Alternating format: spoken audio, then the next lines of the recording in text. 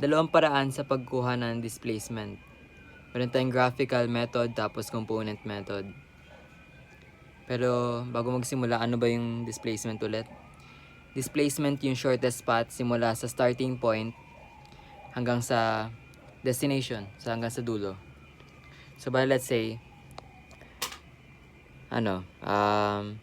simula sa starting point, bababa ka, south, tapos mag-west, konting north, konting west pa ulit. Tapos yan yung destination mo, example. Ang displacement ay simula dito hanggang dito. Yung distance nito yung displacement. Ngayon, yan yung hanapin natin. Tapos sisimulan natin sa graphical method. Titingnan natin kung paano man gamitin yung graphical method sa paghanap ng displacement. Okay. Ngayon ito yung isang sample problem na kung saan yung V ibig sabihin yan vector, tapos yung R naman ibig sabihin ay resultant displacement. So sa bawat vector may dalawang parts, no? Yung distance distance, tapos yung direction. And sa north, west naman dyan, may south tapos east. Bale, i-recap lang. Paano ulit yung cardinals? At yung directions natin. North yung pataas, south, west, tapos east. So, ibig sabihin dito sa vector 1, since north yan, aakyat ka daw simula sa starting point. Tapos sabi daw naman ng vector 2, pagtapos mo umakyat, pupunta ka sa kaliwa. So, try natin yung gawin. Oo nga, no? 100 ako, kaya wag na tayo muna tayo mag-ruler. Wag muna tayo mag-ruler. Okay. Let's say dito yung starting point natin. Yan. Sabi dito ay 5 centimeters daw aakyat. Okay, let's say, akyat ka dito 5 centimeters. No? Ili-label mo din to, itong vector. Paano mag-label? Copyin mo lang yung given. V sub 1 is equal to 5 centimeters, north. Tapos sunod naman sa vector 2.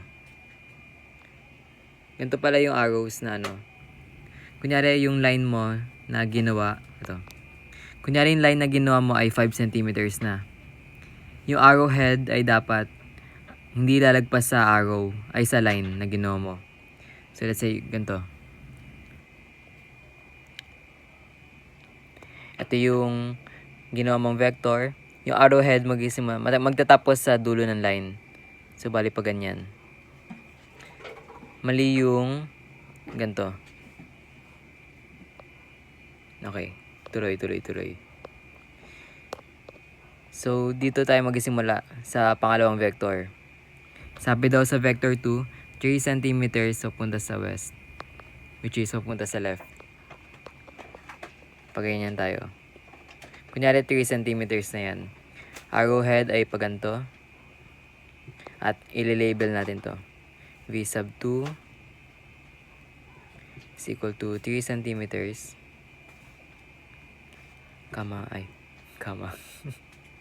West. Ngayon, ayun nga, diba, yung displacement, simula sa dito hanggang dito. Yung distance ng dalawa. Ano dapat to? Normally, dapat may ruler na ginagamit. Pero since hawak ko yung cellphone, hindi kaya. Yan. Tapos, yung graphical method, wala mo ng calculation.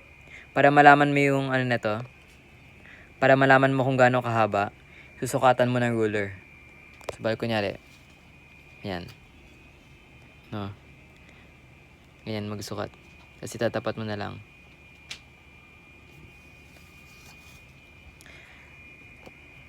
Tapos ang lalabas dyan ay something na mga 6 ganun. Hula na lang natin. 6 centimeters ang haba ng resultant displacement. Ito yun yung kanina. Okay, lalagyan natin 6 centimeters. May pangalawa pang part doon. Di ba sa mga vectors, dalawa yung parts. Distance tapos direction. Hanapin din natin yung direction yan. Ngayon naman, gagamit ka ng ruler. Ayan, ganyan. Tatapat mo lang yung ruler. Pag ganyan. Tapos hanapin mo yung degree, yung corresponding na degree. Mukhang siya. Nasa 55 degrees.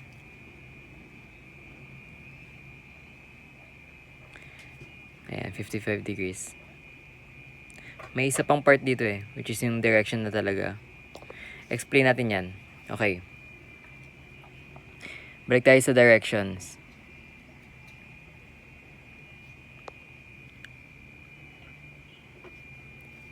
Sa taas ay yung north.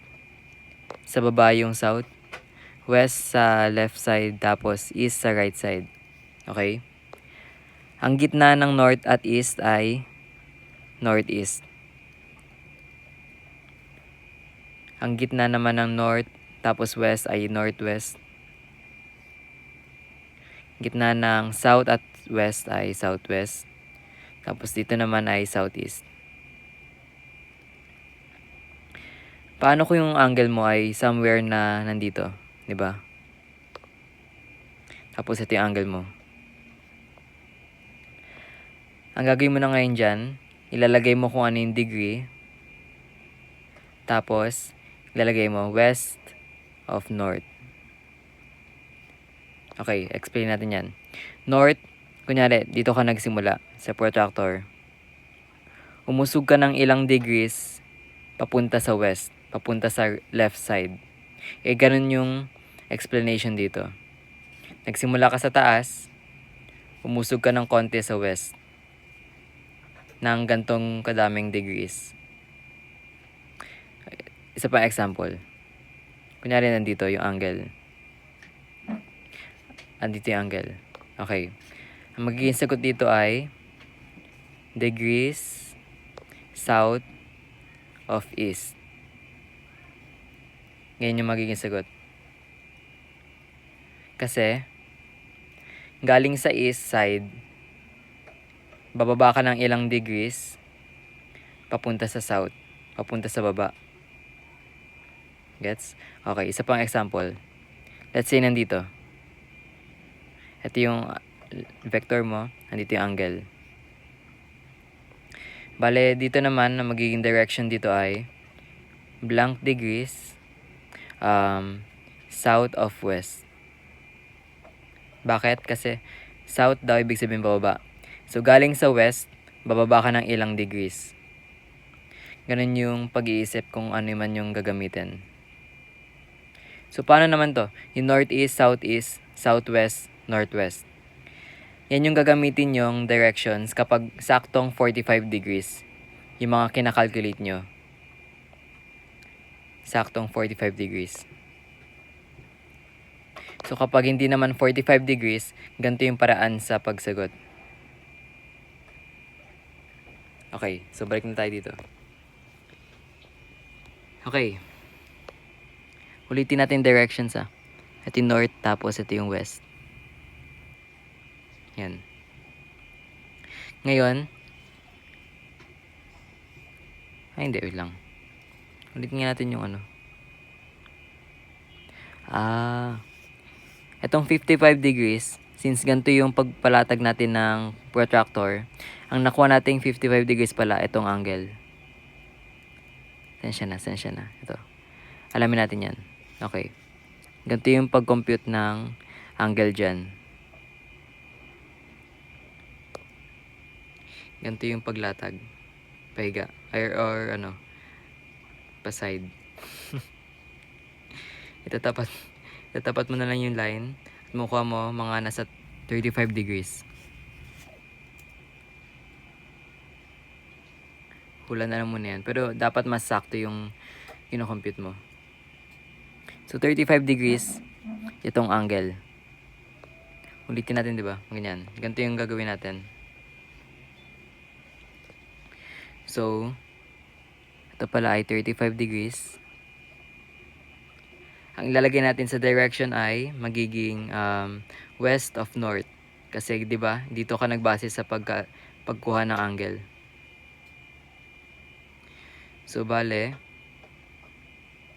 ang ilalagay mo dito ay west of north. Kasi galing sa north, pupunta ka ng 35 degrees papunta sa west. At yan yung magiging sagot mo. 6 centimeters, 35 degrees west of north. Ganyan lang naman kunin yung displacement sa graphical method. Sa component method, ano na yan, puro calculation. Pero madali pa din naman yun.